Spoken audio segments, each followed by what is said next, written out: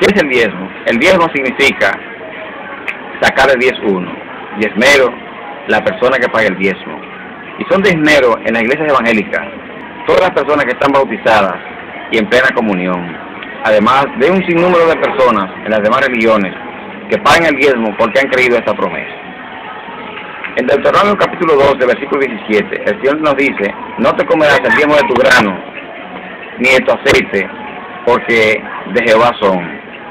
También en Deuteronomio capítulo 14, versículo 22, el Señor dice: indefectiblemente.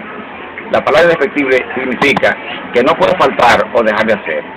Y nos dice que indefectiblemente pagarás el diezmo de tu grano, que te trujere la tierra, de tu aceite, de tu vino, lo darás a los sacerdotes y levitas para que se dediquen a la ley.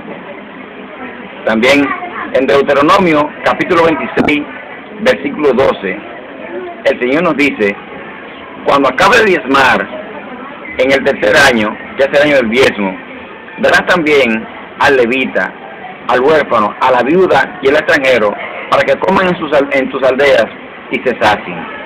También en Levítico capítulo 27, versículo 28, el Señor nos dice: todo lo consagrado es cosa santísima a Jehová. El diezmo, la ofrenda de Jehová es cosa dedicada a Jehová. Quiero hablarle una breve historia acerca del origen del diezmo. En los días de Rafael, en el capítulo 14 de Génesis, dice lo siguiente: en los días de Rafael, rey de Sinar, Ariot, rey de Elazar, Kedorlaomer, rey de Elán, y Tidal, rey de Goín. Estos reyes hicieron guerra contra otros 5 reyes en el valle de Seir, es decir, en el mar Salado. Hicieron guerra contra Bera, rey de Sodoma, contra Birsa, rey de Gomorra, contra Bela, rey de Zoar, contra Semeber, rey de Seboín, y contra Sama, rey de Acma. Estos últimos se rebelaron en el año, 12 años le han servido a Kedorlaomer, pero ya para el año 13º se rebelaron contra este rey. Pero en el año 14, Kedorlaomer y los reyes que con él estaban hicieron guerra contra los refaitas y lo derrotaron en Astarot-Carnaim. Hicieron guerra contra los seitas y lo derrotaron en An. Hicieron guerra contra los oreos y lo derrotaron en el monte Seir. Y los persiguieron hasta Parán en Mizpa, que es Cades. También derrotaron a los amalecitas y al amorreo que habitaba en Hazezón Tamar. Déjeme decirle que en aquel valle habían muchos pozos de asfaltos, y cuando los de Sodoma y Gomorra huyeron de este rey, muchos de ellos cayeron en el pozo de asfalto, en los pozos de asfalto, pero otros también huyeron a los montes. Entre ellos uno vino donde Abraham, hermano de Nacor, y le dijo: Abraham, tu sobrino Lot está prisionero. Y Abraham se armó con 318 siervos que tenía en su casa y salió a buscar a sobrino Lot. Los persiguió y cayó sobre ellos de noche en Dan. Un grupo salió corriendo y los persiguió hasta Damasco y los derrotó. Cuando Abraham viene de la derrota de los reyes de Kedorlaomer y los reyes que con él estaban, sale el rey de Sodoma a recibirle en el valle de Sade, que es el valle del rey. Entonces Melquisedec, sacerdote del Dios Altísimo, sacó pan y vino y bendijo a Abraham diciendo: bendito sea Abraham del Dios Altísimo, que entregó tus enemigos en tus manos. Y Abraham sacó el diezmo de todo lo que había recibido. Aquí comenzamos a ver nuestro patriarca Abraham como diezma a Melquisedec. También tenemos el ejemplo de Jacob. Jacob hace un voto delante de Dios diciendo: si Jehová me bendijere y fuere conmigo y me diere pan para comer y vestido, Jehová será mi Dios, y si volviera en paz a la casa de mi padre, Jehová será mi Dios, y el diezmo apartaré para él. También en Segunda de Crónicas, capítulo 31, versículo 5, el rey Josías da un edicto al pueblo diciendo que deben de llevar las raciones correspondientes a los levitas y sacerdotes.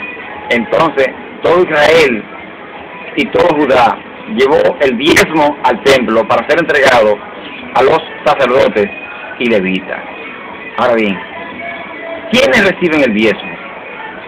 En Números capítulo 18, versículo 21, el Señor dice: he aquí, he dado a los hijos de Leví que reciban el diezmo por heredad en Israel, porque ellos están dedicados al tabernáculo de reunión. También en Hebreos capítulo 7, versículo 8, el Señor dice: he aquí, los hombres reciben los diezmos, hombres mortales reciben el diezmo, pero allá en el cielo, uno de quien se da testimonio de que vive. Ahora, usted preguntaría: pastor, pero es verdad que eso lo dice la ley, pero ¿qué dice Jesús acerca del diezmo? Vayamos a Mateo capítulo 23, versículo 23. El Señor reprende a los escribas y los fariseos y le dice: hipócrita, ustedes diezman la menta, el eneldo y el comino, pero han dejado lo más importante de la ley, que es la justicia, la misericordia y la fe. Debieron hacer esto sin dejar de ser aquello. De modo que Jesús aprueba que sea el diezmo. Permíteme explicarle más sencillo. Jesús está diciendo aquí que deben de diezmar, pero también tenemos que hacer la justicia, la misericordia y la fe. Usted preguntaría: pastor, ¿y qué es lo que pasa con muchos pastores que reciben el diezmo, se hacen millonarios y no ayudan a nadie? Lo mismo que le acabo de decir de los escribas y los fariseos, porque no se concibe que un hermano tenga que ir a coger prestado de intereses o ir a una compraventa a empeñar, habiendo grandes cuentas en la iglesia. Esos hermanos se han olvidado de la justicia y de la misericordia y de la fe. De modo que Dios aprueba el diezmo, Jesús aprueba el diezmo es de Dios. Vayamos a Malaquías capítulo 3. Dice Malaquías capítulo 3 a partir del versículo 6. Dice: ladrones, Señor, ¿en qué te hemos robado? Él dice: en los diezmos y las ofrendas. Lleven los diezmos y las ofrendas al alfolí, y haya alimento en mi casa, y yo reprenderé por ustedes al devorador. De modo que muchos corazones que no han sido transformados, muchas finanzas que han sido diezmadas, que han sido destruidas, ha sido porque muchos se han comido el diezmo que pertenece al Señor. Muchos han hecho las cosas incorrectas y están pensando solamente en la carne, la grasa y la lana de las ovejas. No están pensando en el amor y la justicia hacia sus propios hermanos. Que Dios les bendiga.